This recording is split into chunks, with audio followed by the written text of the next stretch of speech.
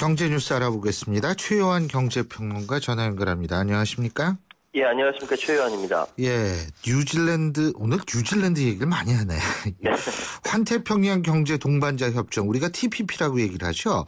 예. 여기 12개국 회원국 중에 어제 처음으로 협정문을 뉴질랜드가 공개를 했는데 예. 여기에 대해서 좀 얘기를 해보죠.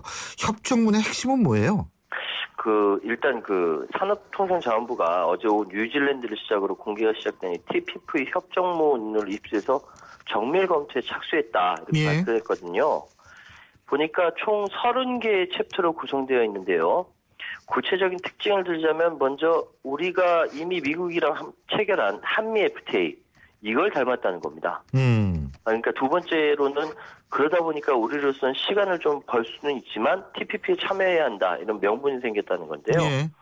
일단 아직 상세한 협정문 내용 분석되지 않았다라는 걸 일단 전제로 두고 말씀드리자면 크게 두 가지로 나뉩니다. 품목별 시장 접근 분야 그리고 무역 규범 분야, 이 두 가지로 나뉘는데요. 예. 품목별 시장 접근 분야를 살펴보면요.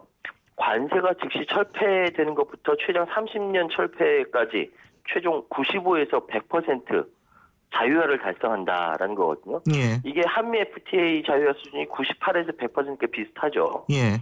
그리고 무역규범 분야를 보면요. TPP에는 한미 FTA에는 없는 이 협력 및 역량 강화, 경쟁력 및 비즈니스 촉진, 개발, 중소기업, 규제조화 등 신규 챕터들이 새롭게 추가됐습니다. 예.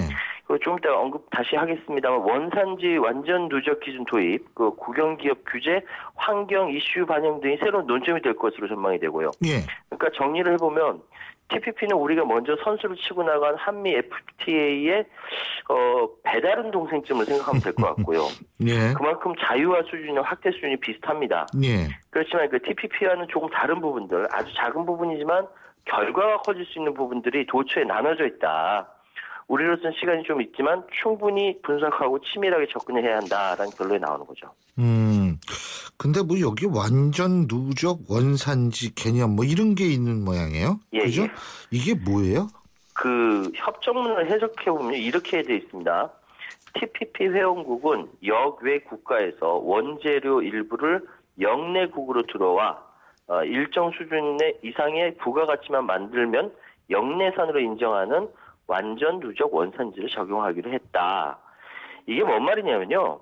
우리처럼 이제 중간 가공 수출품이 많은 나라에 대단히 중요한데요. 물건을 만드는 원재료가 있어야 되잖아요. 그렇죠. 예를 들면 원유로 들여다가 우리가 석유로 가공한다든지 이런 그렇죠. 거죠. 예. 12개 국가 바깥에서 원재료 일부를 영내국, 12개 나라 안으로 들여와서 일정 수준 이상의 부가가치만 만들면 영내산으로 인정한다. 이걸 완전 누적 원산지 적용이라고 하는데 문제는 이 품목별로 영내 원산주 비율이 얼마나 인정될 것인가. 그러니까 방금 말씀하셨던 것처럼 원유를 들여와서 생산품을 만들어낸다. 이 수준 비율이 얼마나 중요하냐. 이것이 굉장히 관건이 된다는 거죠. 예.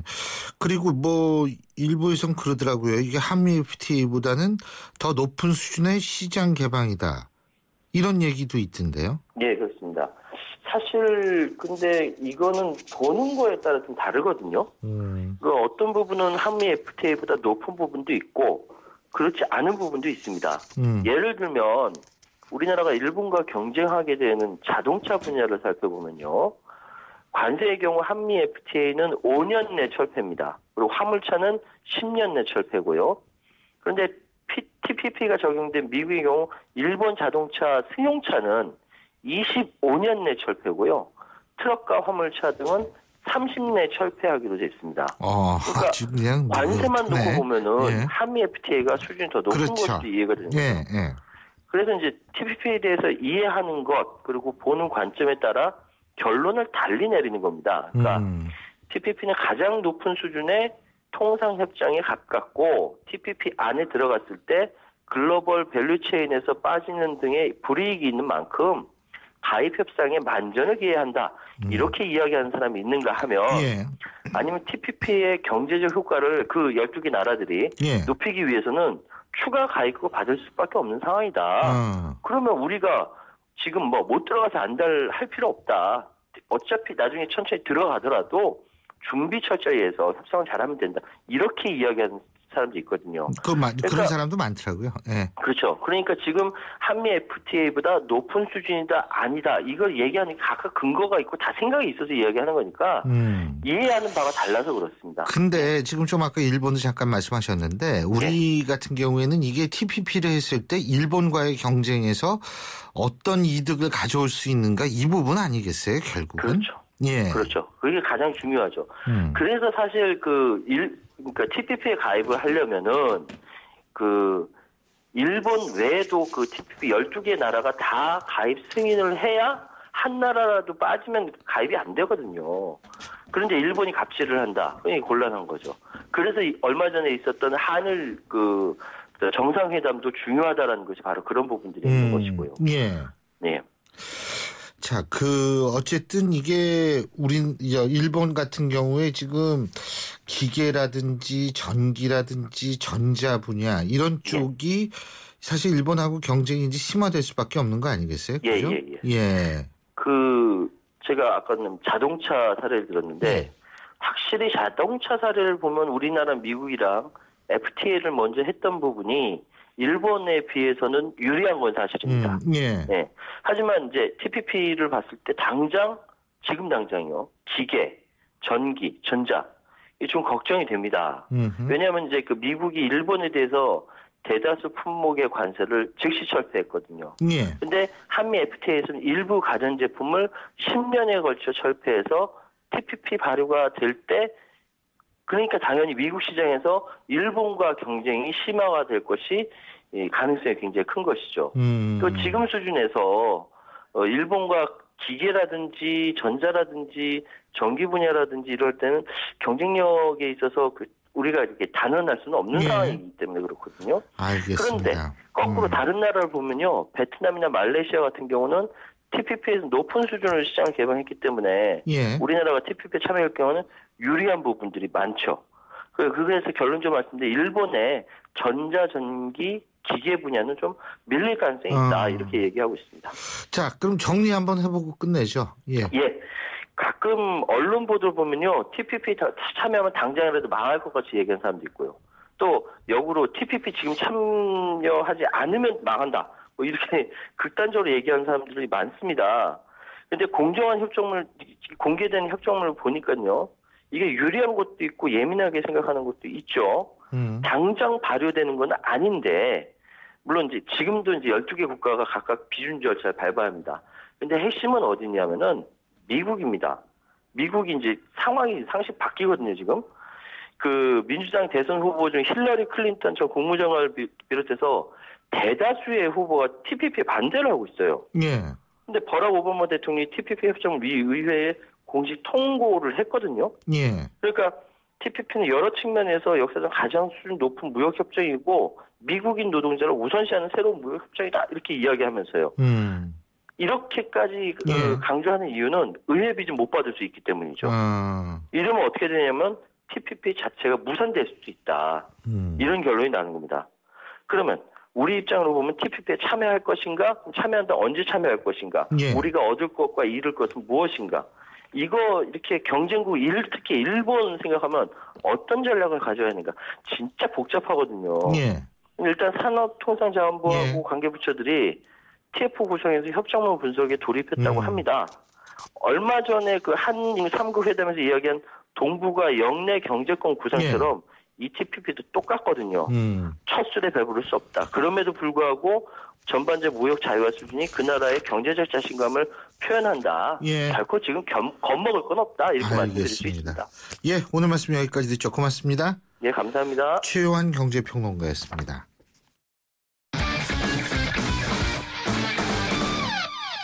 스포츠 소식 알아보겠습니다. 최동근 스포츠 평론가 연결합니다. 안녕하십니까? 안녕하세요.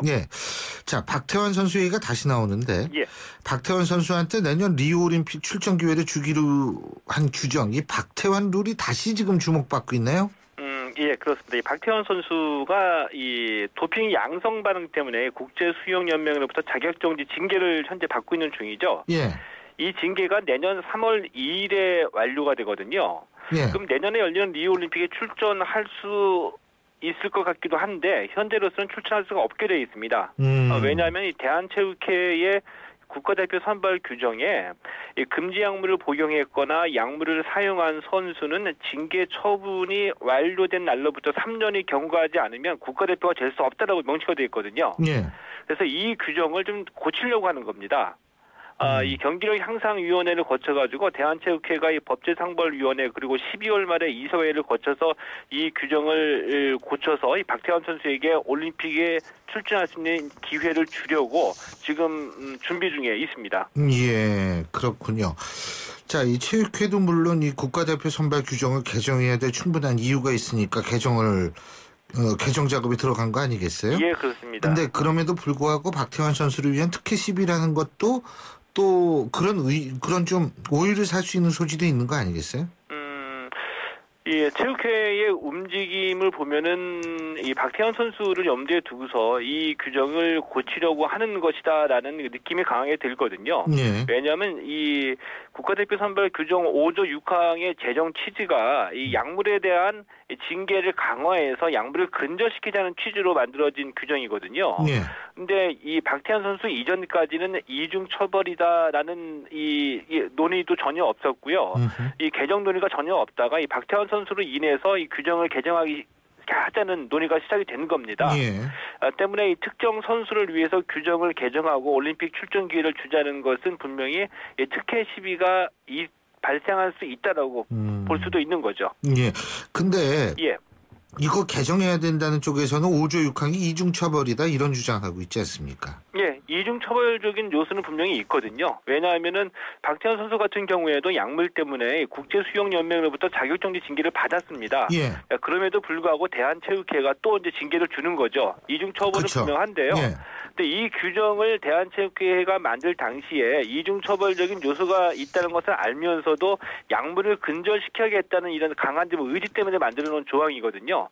이런 면을 봤을 때 대한체육회가 좀 모순에 쌓일 수 있다 그런 요소도 분명히 있는 거죠. 예. 자, 그리고요. 예. 축구 얘기. 이천수 선수 말이에요. 예. 2002년 월드컵 스타 중에 한 명 아닙니까? 예, 그렇죠. 근데 벌써 은퇴를 하네요? 예, 벌써 이렇게 됐습니다. 2002년 월드컵 때는 막내였었거든요. 예. 근데 지금 34살이고요. 이천수 선수가 어제 모 종편 방송에 출연을 해가지고 좀 이천수 선수답게 좀 급작스럽게 은퇴를 하겠다고 선언을 했습니다. 이천수 선수 2002년 멤버이고요. 2002년 스타 중에 한 명으로 많은 이 관심을 받았죠. 그리고 2002년 월드컵 이후에 네덜란드와 스페인 그리고 독일, 사우디아라비아, 일본까지 거쳐서 웬만한 나라는 다 거쳐서 K리그로 복귀를 했는데요. 좀 이 당돌한 느낌, 자기 표현이 워낙 솔직했기 때문에 개성이 짙기도 해서 당돌한 느낌도 있었고 팬들로부터는 좀 애증이 많이 섞였던 이런 선수이기도 합니다. 알겠습니다. 오늘 말씀 여기까지 듣죠. 고맙습니다. 예, 고맙습니다. 예, 지금까지 최동훈 스포츠 평론가였고요. 신율의 출발 새 아침 3부 순서는 여기서 줄입니다. 잠시 뒤 4부에서 뵙죠. 안녕하세요. 셰프 최현석입니다. 바깥 활동하기 참 좋은 계절, 가을입니다. 그런데 여러분, 이거 알고 계신가요? 66년 만에 찾아온 최악의 가뭄으로 일부 지역은 제한급수라는 비상사태를 맞이했고요. 가뭄이 계속될 경우 원활한 식수 공급에도 문제가 생길 수 있다고 합니다. 음식을 만드는데도 깨끗한 물이 없어서는 안 될 필수 요소인데요. 저 셰프 최현석이 추천하는 가뭄 해결을 위한 가장 손쉬운 방법, 바로 생활 속 물 절약입니다. 샤워하는 시간을 단 1분만 줄여도 양치질할 때 물을 컵에만 받았어도 설거지할 때 설거지통만 활용해도 물 절약, 가뭄 극복에 큰 힘이 될 수 있다는 사실 여러분 잊지 마세요. 소중한 당신과 함께하는 YTN 라디오 소중한 물 캠페인 환경부와 함께합니다. 경제 사회적 약자의 고통을 덜고 사회 양극화 문제를 해소하기 위해 서민금융지원제도가 여러분의 희망의 디딤돌이 되겠습니다. 주거, 교육, 노후 대비 등 다양한 맞춤형 서민금융 상품 지원과 국민행복기금 채무 조정 등 신용회복에서 고용, 복지 연계 등을 통한 자활 지원까지 대한민국의 모든 서민들을 위한 서민금융 서비스로 언제나 서민들의 따뜻한 보금자리가 되겠습니다. 행복한 서민경제, 행복한 대한민국. 이 캠페인은 희망의 디딤돌 국민행복기금 캠코와 금융위원회가 함께합니다. 김 사장, 어디 좋은 지식산업센터 없어? 동탄 테크노밸리에 있는 에이펙시티 몰라? 동탄역 개통 예정지 가깝지, 경부 용서고속도로 가까워, 직원들 출퇴근 편하지, 법인세 등 세제 혜택 엄청나지. 역시 똑똑한 CEO는 다르네. 동탄 테크노밸리 지식산업센터의 랜드마크 에이펙시티. 문의 031-376-7667 포스코건설. 날카로운 분석, 내일을 보는 시선, 신율의 출발 새 아침. 신율의 출발 새 아침 4부 순서 광고 듣고 시작합니다. 인터넷을 누르고 검색창에 입력하고 홈페이지 하단을 전화번호 어디나? 전화번호 이건가? 복잡해! 지역번호와 114만 누르세요. 114 번호만 누르면 검색보다 쉽다 빠르다. 114. 핸드폰에선 꼭 지역번호 누르고 114. 신율의 출발 새 아침 오늘 순서 시작합니다. 오늘 아침 당신이 듣고 싶은 뉴스 94.5MHz YTN 뉴스 FM 신율의 출발 새 아침.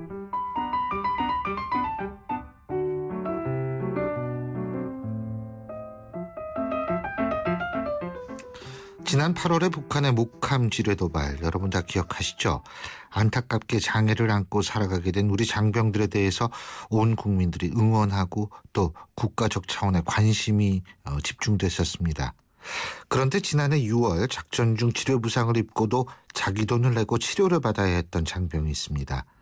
평생 장애를 안게 됐지만 민간 진료비 지원 부족으로 750만 원의 빚을 내야 했다는 곽중사. 곽중사의 사연은 어머니가 정의당 심상정 대표에게 편지를 보내면서 알려졌는데요. 어떻게 된 일인지 우리 군의 보상 체계에 문제는 없는지 파헤쳐 보겠습니다. 자, 곽중사의 어머니와 전문가 의견 차례로 들어볼 텐데요. 먼저 이 곽중사의 어머니부터 말씀을 들어보겠습니다. 어머님 나와 계시죠? 안녕하세요. 네, 안녕하세요. 정옥순입니다. 예. 이 곽중사 일단은 언제 작년 6월에 다쳤죠? 네, 2014년 6월 18일 날 사고를 당했습니다. 예, 그 사고 어떻게 난 건지 좀 말씀해 주시죠. 네, 강원도 양구군 방산면 혈리라고 최전방에 DMZ 불모지 작전을 나가서 지뢰를 밟은 겁니다. 예, 그러니까 저 작전에 나갔다가 지뢰를 밟은 것이다, 그죠? 예, 이게 완전히 공무상인지 다친 건데 부상 정도는 어느 정도죠? 부상 정도는 평생 장애를 안고 살아가야 된답니다. 지뢰 밟을 당시 충격이 너무 커갖고 신경이 잘못돼가지고 계속 살아가면서 신경치료를 받아야 되고 완치라는 게 없답니다. 신경이 어디 신경이 잘못된 거예요? 다리. 다리요? 아. 네, 그래갖고 계속 통증이 와가지고 다리를 소아마비 걸린 사람들 마냥 다리를 지금 절고 다니고 있거든요. 지금 맨 처음에는 군병원으로 갔죠? 그죠? 백두병원으로 실려갔다가 거기서 안 돼서 춘천에 있는 춘천 군인병원으로 후송됐다가 거기서 손을 댈 수 없다고 민간병원인 강원대학병원으로 이탁 진료를 실시하였습니다. 이렇게 돼 있네요. 예. 그래서 강원대학 부속병원에서 수술을 받은 거군요. 예, 수술을 5번의 수술을 받았습니다. 입원은 어느 정도 했습니까? 입원은 한 6개월에 걸쳤어요. 6개월이요? 아이고. 예. 그 치료비가 총 얼마 나왔습니까? 치료비가 그러니까 처음에 1,680만 원 나왔는데 1,680만 원? 예. 1,000만 원은 아마 공단에서 나온 것 같고요. 680만 원은 작전 지휘자인 중대장님이 적금을 깨서 처음에 내줬고요. 그 다음에 감찰에서 중대장이 내준 치료비 줘야 되지 않느냐고 압력을 해서 우리 애가 군대 생활은 해야 되고 엄마 돈 좀 없는 줄 알지만 좀 빚을 내서라도 좀 해주세요 해가지고 제가 빚을 내서 700만 원을 보내줬어요. 그래갖고 그 중대장한테 680만 원을 갚았죠. 갚고 난 다음에도 아프니까 병원에 또 민간병원에가 치료받은 돈이 그 이후에도 들어가가지고 총 지금 우리 돈이 750만 원이 들었습니다. 근데 680만 원은 중대장께서 일단은 먼저 냈는데 감찰에서 중대장한테 다시 돈 줘야 되는 거 아니냐. 그래서 예. 이제 빚을 내서 돈을 줬다 이 말씀이시군요. 예. 갑자기 돈이 700만 원 돈이 어디 있습니까? 이렇게 큰 돈이. 그럼요. 예. 자, 어쨌든 중대장이 680만 원을 대신, 정말 큰 돈이지만 이걸 내줬다라는 사실 자체는 결국은 이때 당시에도 군이나 이런 데에 기대할 수 있는 것이 없었기 때문이라고 볼 수 있겠네요. 그죠? 그럼 모르겠습니다. 어떤 의도를 내줬는지 일단은 애가 퇴원을 해야 되니까 아마 급한 마음에 했는지, 책임자로서 그거 해서 했는지 모르겠습니다. 그거는 중대장님한테 물어봐야지. 그거는 모르겠습니다. 예. 자, 그런데 어쨌든 그래서 지금 750만 원, 680만 원 갚고 그리고 지금까지 거기에 추가적으로 70만 원 돈이 더 들어갔다 이 말씀이시잖아요. 그죠? 예. 앞으로도 계속 돈은 들어갈 거 아닙니까? 그렇죠. 예. 수술도 해야 됩니다. 새끼 발가락이 수도병원 가서 너무 아프다 하니까 MRI를 찍어보자 해서 MRI 찍으니까 새끼 발가락이 꼬부라져갖고 두 번째 발가락하고 붙어있답니다. 그래서 거기서 하시는 말씀이 간단한 것 같다. 이거 수술 여기서 해도 되겠다. 그런데 선택은 본인이 해라. 민간병원에 가서 해도 되고 여기서 해도 되고 그런데 민간병원에 가서 하면 또 네 돈이 들지 않느냐. 그러니까 생각을 잘해서 해라 이러더랍니다. 그래가지고 그 MRI를 하나 꼽아달라 해가지고 그걸 가지고 광운대 병원에 11월 3일 화요일 날 11시 반에 교수님하고 예약을 해갖고 만났어요. 예. 만났는데 교수님 말씀이 지뢰 밟을 당시 충격이 너무 커갖고 먼저도 말했지만은 평생 장애를 안고 살아야 되고 계속 신경치료를 받아야 되고 새끼발가락 그것 때문에 통증이 온 게 아니다. 그거는 내가 손 봐줄 수도 있다. 그거는 떼놓으면 되는데 그것 때문에 통증이 온 건 아니다라고 그렇게 하더랍니다. 국방부에서 연락 온 적 있습니까? 전혀 한 번도 없습니다. 요번에 3일날 국방부에서 국방부가 아니고 육군본부에서 전화가 왔대요. 왜 공무상 요양비를 신청을 안 하느냐고. 예. 그래서 우리 애는 너무 많이 다쳤고 또 수술도 또 들어가야 되고 아직 일이 끝나질 않았고 전상 처리도 축구를 차다가 다쳐도 공상 처리인데 작전을 하다 다쳤는데 공상 처리가 말이나 되느냐고. 전상 처리도 받아야 되고 보상도 받아야 되겠고 할 일이 많아서 아직 안 하고 있다. 그걸 받아버리면 이제 끝나는 거 아니냐. 그래서 안 하고 있다 했더니 그분 말씀이 공무상 요양비 신청한 거 하고 전상 처리하고는 별개입니다. 이거 신청해서 받아도 그거는 그것대로 나중에 또 하면 됩니다. 이러더라고요. 그래도 안 하겠다고 했어요. 그랬더니 알겠습니다 하고 끊더니 조금 있다가 또 전화가 와서 아이고 어머니 죄송해서 어떻게 해요. 국방부에서 보고가 내려왔는데 아드님은 작년에 사고 난 거라서 법이 바뀌었어도 30일치밖에 치료비가 안 나간답니다. 아이고 죄송해서 어떻게 해요. 이러시더라고요. 그분도 어이가 없다는 뜻으로. 그래가지고 공문을 자기가 업무가 그러니까 공문을 보내주겠다고. 그래서 공문이 왔어요. 공문이 왔는데 이 공문에 보니까 그렇게 돼 있어요. 진료비가 30일밖에 못 나간다고 돼 있고 군 단체 보험에서 330만 원이 지급되었음을 알려드립니다 하고 이렇게 공무상 그게 왔네요. 저희가 어제 국방부한테 전화를 해서 확인을 좀 했거든요. 국방부의 얘기는 치료 내역을 국군 의무사령부에 제출해야 관련 내용을 검토를 한다. 그래야 여러 가지 요인으로 치료를 받았는지 확인을 하고 30일 이상 지원을 해줄 수 있는지 군 단체 보험으로 지원을 해줄 수 있는지 검토할 수 있다. 이것이 지금 국방부의 입장입니다. 네? 결국은 30일치밖에 못 주겠다 이 말이에요. 근데 여기 30일 이상을 지원해 줄 수 있는지 이런 표현은 분명히 있거든요. 예. 근데 치료 내역을 제출을 하셨습니까? 안 하셨습니까? 안 했습니다. 그거 하시면 좀 바뀔 수 있다라고 생각 안 하세요? 아니요. 지금 그거 치료비도 치료비지만요. 예.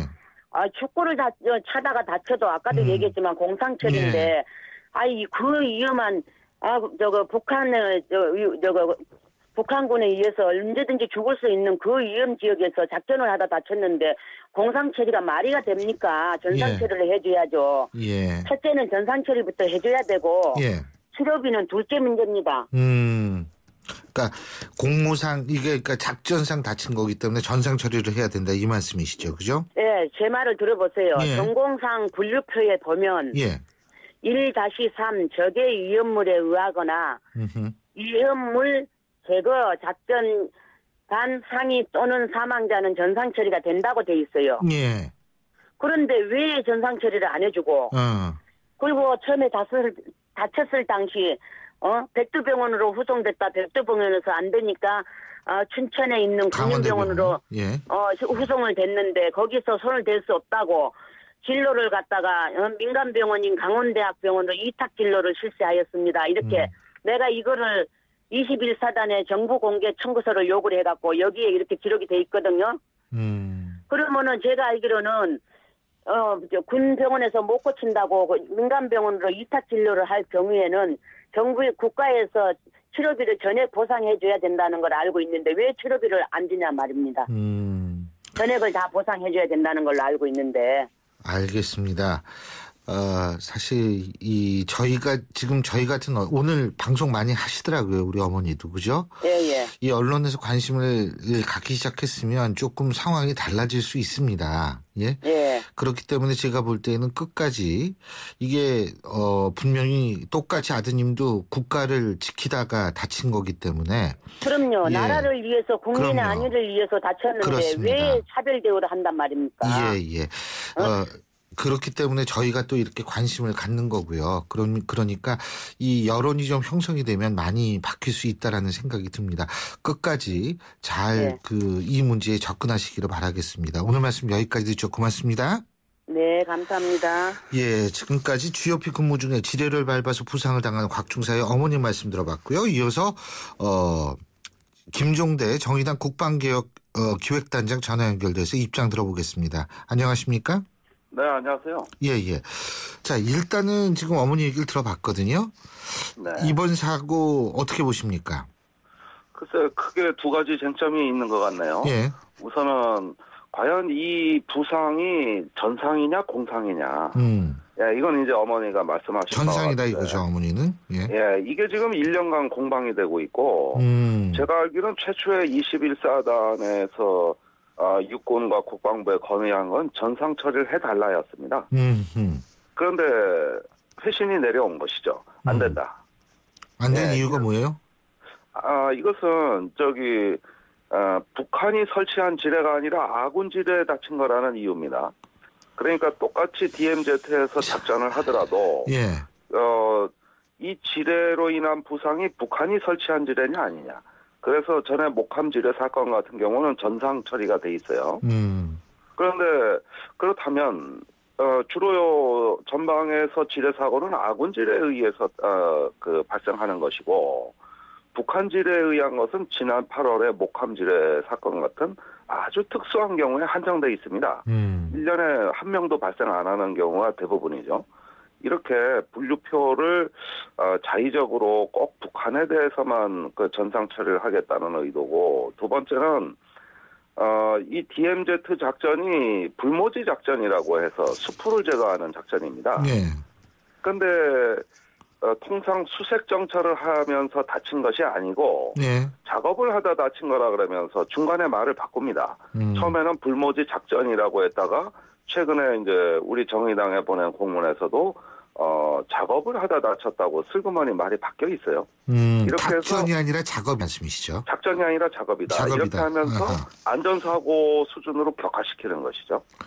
그런데 DMZ에서는 수풀을 제거하고 이런 모든 게 작전입니다. 당연하죠. 미루나무 제거, 작전 아닙니까?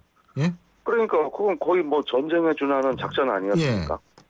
그러니까 이런 식으로 분류를 하는 이유는 뭔가 그 보상의 범위를 가급적이면 줄이고 회피하려는 의도에서 이런 행정적인 처리가 나왔다고 보는 것이죠. 지금 정의당에 이제 어머니가 심상정 대표를 비롯한 정의당에 이제 얘기를 하지 않았습니까? 그래서 정의당 입장에서 볼 때는 이 문제에 대해서 적극적으로 나올 수밖에 없을 것 같은데, 그죠? 근데 이게 지금 북한 목함지뢰 도발 사건 이후에 군인연금법 시행령을 개정을 했고, 근데 이거는 그러니까 아까 말씀하셨듯이 전상에만 해당이 되는 겁니까? 군인연금법 시행령 개정을 했다 하더라도? 그렇습니다. 이 소급 입법 떠나가지고 전상에만 해당된다 앞으로도. 그렇죠. 어허. 이번에 우리가 기대했던 것은 예. 전상이건 공상이건 좋은 방향으로 시행령이 바뀌고 또 국회에서도 개정안이 제출돼 있기 때문에 예. 기대를 했던 것이죠.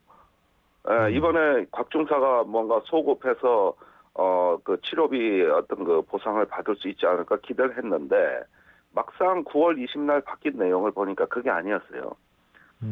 전혀 그런 내용이 없이 전상자에 한해서 2년 치료비를 부담한다고 돼 있거든요. 그러니까 이런 경우에는 뭐 지금까지 국방부가 해왔던 말하고는 전혀 다르죠. 9월 23일 날 국방부에서 보도자료 내기를 곽중사와 같은 사건에서 본인의 치료비 부담은 없도록 하겠다. 그리고 시행령이 개정 중이다. 이렇게 다양한 방법을 고려하고 있다. 이렇게 얘기를 했으니 듣는 사람 입장에서는 이 문제는 이제 치료비 정도는 다 해결이 되겠구나. 누구나 이렇게 생각하고 있고, 또 국방부의 국장급 그 지휘자입니다. 보건복지관이 심상정 대표한테 와서도 그렇게 설명을 했고, 이렇게 보도자료라든가 구두 약속이라든가 모든 것들은 곽중사는 자기 치료비 안 낸다. 이거였어요. 네, 그런데 아까 그 어머니 얘기처럼 육군본부에서 연락이 온 거는 그게 아닙니다. 작년에 일어난 사건이기 때문에 올해는 보상이 안 되고 요양비 신청하면 30일 정도 그것도 해주겠다는 게 아니라 검토해 볼 수 있다예요. 아니 지금 있잖아요. 이 부분이 중요한 것이 전상 이게 그러니까 전투나 어쨌든 그런 때 다친 걸 전상이라고 그러는 거죠, 그죠? 네. 그리고 공상이라는 건 공무상 다친 게 공상인데 그렇죠? 그렇습니다. 근데 이제 제가 좀 이게 우리가 정리를 좀 해야 될 것 같은 게 국방부는요 지금 공상이라고 이걸 본다는 거 아닙니까? 그죠? 그렇습니다. 이걸 공상으로 보는 상황에서 공상으로 본다면 지난 북한의 목함지뢰 도발 사건 때문에 바뀐 군인연금법 개정이 어차피 적용이 안 되는 거 아닙니까? 어차피 적용 안 되는 거죠. 그렇죠. 그러니까 이건 소급 적용을 할 수가 없습니다라는 그 얘기 자체가 성립 안 되는 거 아니에요? 제가 생각할 땐 그런 것 같은데. 그러니까 다 의미가 없는 얘기죠. 법이 다른 건데 법이 다른 데만 적용하는 건데 소급 적용 들고 안 되고는 그러면 그거는 의미가 없는 거죠, 사실은. 의미가 없는 거고. 예. 그런데 이제 국회 지금 군인연금법 개정안이 의원 입법 발의된 게 하나 있습니다. 예. 국회 서영교 의원 대표 발의인데 예. 이 법 개정안에는 또 공상이나 전상자에 대해서 다 같이 2년치 치료비를 국가가 부담하고 또 이런 곽중사 사건도 제고할 수 있도록 굉장히 길을 열어놓는 이런 입법안이 제출이 돼 있는데 이 법안마저도 자세히 보면은 그러나 세부적인 사항은 대통령령으로 정한다. 이렇게 방향만 정해놓고 시행령으로 정하도록 법에서는 정하지 않습니다. 그런데 시행령은 이미 이렇게 계약이 돼 있는 것이죠. 예. 말씀하시죠. 예, 그렇다면 지금까지 이 시행령과 법 개정을 바라보고 그 희망을 가졌던 사람들은 사실상 크게 바뀐 게 없다는 겁니다. 사실 이 법이 개정된다 하더라도 제가 보기에는 정부가 시행령을 이렇게 만들어 버렸다면 곽중사 경우에는 그다지 도움이 안 된다고 보는 것이죠. 다시 한번 저희가 국방부의 입장을 저희 제작진이 어제 국방부의 입장을 확인한 부분을 청취자 여러분께 말씀을 드리겠습니다. 첫째, 개정된 시행령이 소급 적용되지 않는 것은 맞다. 둘째, 개정 이전의 규정에 따르면 한 가지 요인에 의한 민간병원 치료비를 30일까지 지원할 수 있게 되어 있다. 이는 일반적으로 그 정도면 퇴원이 가능해지거나 군병원에서 케어가 가능하거나 통원 치료가 가능하기 때문이다. 셋째, 곽중사의 경우 치료 내역을 국군 의무사령부에 제출하지 않고 있다. 제출을 해야 검토를 통해 여러 가지 요인으로 치료를 받아 30일 이상 치료비를 지원해 줄 수 있는지 또 군 단체보험을 통해 지원해 줄 수 있는지 검토할 수 있다. 이런 얘기입니다. 근데 저는 조금 국방부가 굉장히 말을 어렵게 한다는 느낌이 드는데 저도 좀 굉장히 어려워요. 맞습니다. 치료비를 지원하면 하고 아니면 아닌 건데 뭘 자꾸 검토할 수 있다, 보험이다, 다양한 방법을 고려하고 있다. 이건 정말 알 수 없는 얘기예요. 그런데 여기서 그 두 번째로 30일 정도면 퇴원해서 통원 치료를 할 수 있다고 얘기하는 건 아니면 군병원에서 케어가 가능하다. 예. 자, 군병원에는 그 전공의 중에서 정형외과 의사가 없다고 봐야 됩니다. 이 정형외과 의사가 군이 거의 확보한 게 없어요. 시설도 열악하고요. 예. 대부분 군병원에서 못하기 때문에 민간인 병원으로 간 거거든요. 이런 어떤 그 사정을 고려하지 않고 민간 병원인 경우에는 치료비는 부담이고 30일치는 더 줄 수 있다. 이거 참 무책임한 얘기입니다. 그다음에 대부분의 환자들이 30일이면 치료가 가능하고 통원된다는 건 지뢰 사건에 해당되지 않습니다. 지뢰 사건이 발생했다 하면 중상입니다, 무조건. 그렇죠. 예. 예. 그리고 치료가 끝나도 장기간의 치료를 요할 뿐만 아니라 치료가 끝나도 그 다음에 이제 그 보형물을 또 삽입을 한다든지 아니면은 그 보조 의족이라든가 여러 가지 기구라든가 돈이 많이 드는 치료거든요. 예. 이게 1, 2년 안에 치료가 되는 것이 아니라 장기간의 치료를 요하는 경우가 지뢰와 같은 중상에서는 거의 전부라고 봐야 됩니다. 그런데 이런 실태를 제대로 파악하지 않고 굉장히 형식적이고 편리하게 입장문을 내놨다고 저는 생각이 들고요. 그다음에 국방부가 더 황당한 것은 이런 경우에 곽중사에게 치료비 보상을 해주면은 앞으로 유사 사례가 많이 발생할 거라고 보고 있어요. 지금까지 자비로 치료비를 부담하는 장병이 많은데 그 실태 파악조차 안 돼 있다는 겁니다. 그런 어떤 그 장병들이 다 그러면 보상 신청을 할까봐 이게 두렵다는 건 얘기예요. 이건 뭐 저희가 직접 취재도 해봤고요. 그렇다면 지금까지 이렇게 장병들한테 제대로 대접을 못했던 예우를 못했던 부분의 책임까지 떠안을까봐 이게 두렵고 그래서 실태조사까지 안 돼 있는 겁니다. 지금 우리나라의 장병들이 자기 돈으로 치료비를 얼마 부담하고 있는지 전혀 지금 파악된 현황이 없는 상황입니다. 그러니까 이제 그게 결국 돈 문제하고 직결된다는 말씀이시잖아요. 그죠? 근데. 예, 말씀하시죠.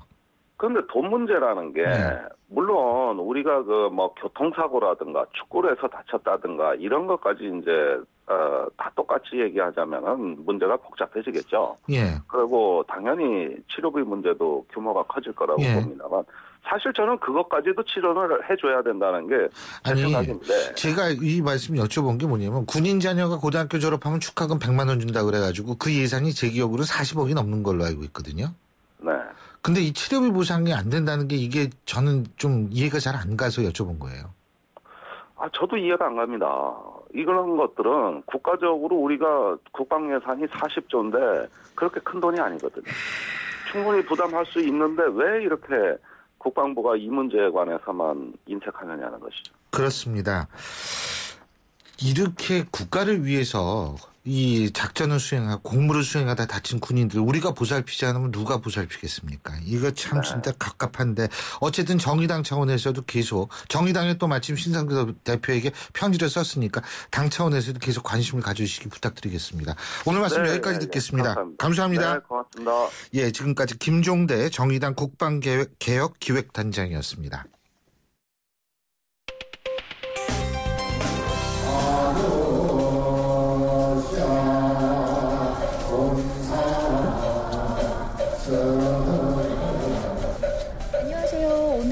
이곳에는 어떤 이유로 오신 거세요? 난 소녀딸 김다현이 건강 합격 이렇게 써붙였잖아요. 저 앞에도 하고. 내가 지금 대학을 소녀딸 둘째 보내는데 첫째도 그렇게도 했어요. 그리고 올해 또 두 번째 하는 거예요. 지금 며칠 안 남았잖아요. 몸과 마음을 다 바쳐서 하는 거예요. 지금 어떻게든지 기도해서 내 손주가 대학에 붙기를 바라고 원하는 거죠. 다음 주 목요일 대학 수학 능력 시험이 치러지죠. 지금 우리 수험생들 막바지 준비에 여념이 없을 텐데요. 수험생의 가족들도 그만큼 간절한 마음으로 수능시험 날을 기다리고 계시지 않을까 싶습니다. 이곳 조계사에는 자녀들의 선전을 기원하는 부모님들의 뜨거운 마음이 가득 찬 모습인데요. 자녀들을 응원하는 부모님의 마음 직접 들어보시죠. 최선을 다해서 남은 기간 동안 정말 간절한 마음으로 기도하고 있습니다. 지금 매일 하고 있는데요. 지금 조계사에서 하고 있는 기도는 111일 동안 하는 기도예요. 또 이제 2월 말까지 정시 마감할 때까지 발표 날 때까지 2차 기도가 또 들어갑니다. 처음에는 꼭 원하는 대학이 있었지만 지금은 그래도 재수 안 하고 그냥 이번에 됐으면 하는 간절한 마음이죠. 걔가 공부는 못해도 좀 착해. 그러니까 너무 신경 쓰지 말고 편안하게 봐라. 내가 그 말은 해줘요. 열심히 해서 꼭 들어가야 했는데 이 말은 안 해요. 부담 줄까 봐. 건강하고 네 성격만 해. 네, 이 말은 잘하죠. 그 실력만큼만 온 없이 내가 할 수 있는 만큼 다 장애 없이 했으면 좋겠어요. 우리 딸 공부 열심히 하고 마지막까지 수능 대박 기대하자. 아자아자 화이팅. 저뿐만이 아니고 수능을 앞둔 어머니들께서 마음고생이 많으실 텐데요. 다들 고생하셨습니다.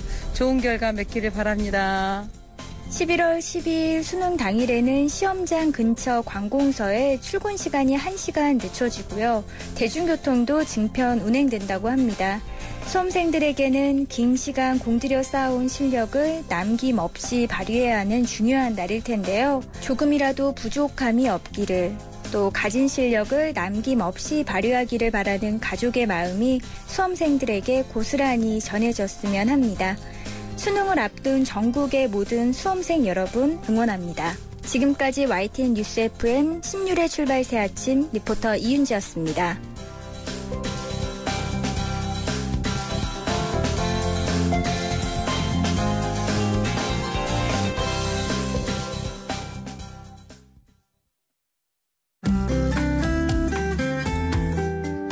예, 지금 여러분 이윤지 리포터의 얘기 들으셨죠?